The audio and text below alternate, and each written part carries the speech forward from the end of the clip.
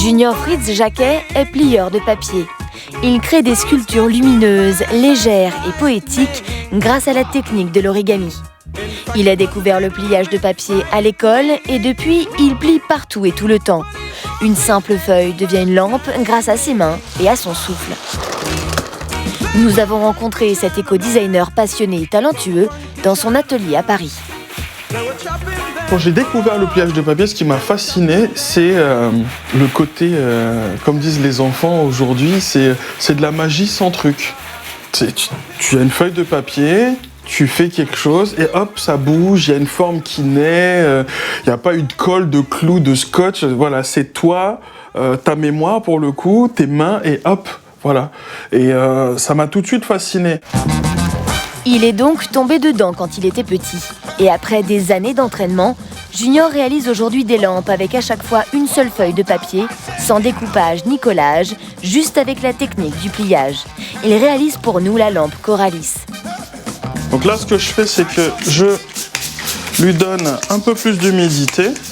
Du coup, ce qui est intéressant, c'est que ça va permettre aux fibres du papier de s'assouplir et ça évite réellement que pendant que je le travaille, que le papier il se casse ou qu'il se déchire.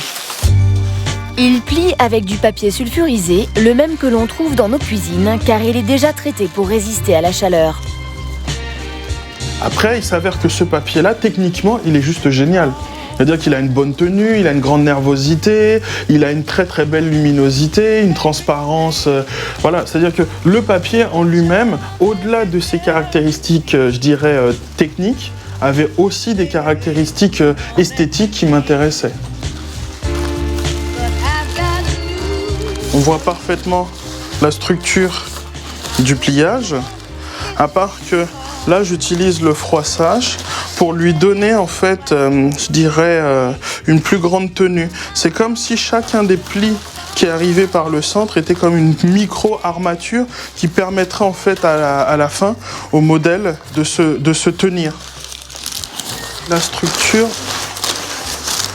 commence à ressortir. Junior aime tout dans le papier, le son, l'odeur, le toucher. Mais ce qu'il aime le plus avec cette matière, c'est la liberté de création. Quand j'ai une feuille de papier dans les mains, pour moi, ça ouvre tous les champs du possible.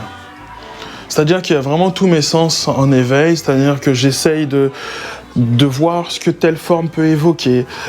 J'essaye de voir en fait comment le papier il va s'orienter. Donc c'est vraiment c'est une discussion en fait permanente, hein, tout simplement. C'est j'essaye, ça marche pas, et du coup voilà, petit à petit, j'essaye de trouver, je dirais, des solutions pour arriver à aller au bout de mes envies, de mes idées.